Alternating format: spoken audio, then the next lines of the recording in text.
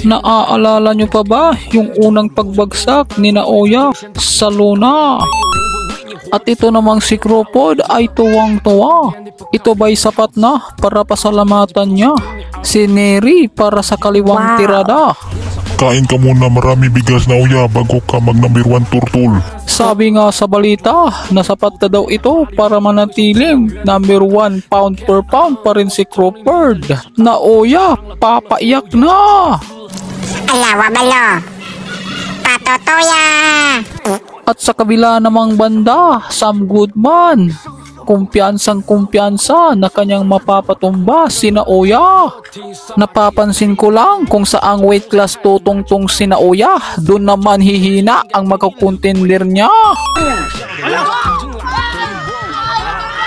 Isipin nyo na lang kung paano kikita kung ito ang magiging kalaban niya.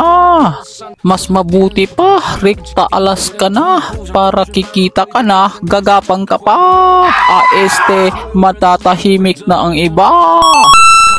Paano ka nga kikita kung ang huling laban mo kay Nera ay nagbigay sa iyo ng mitya?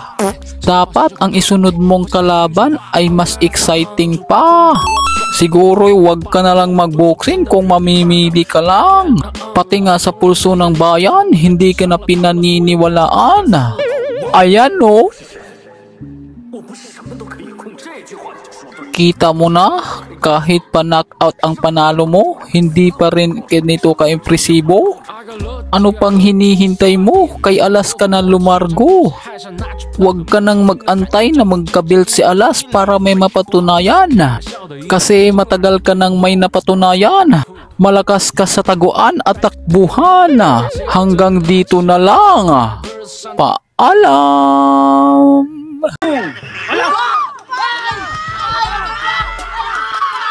Sa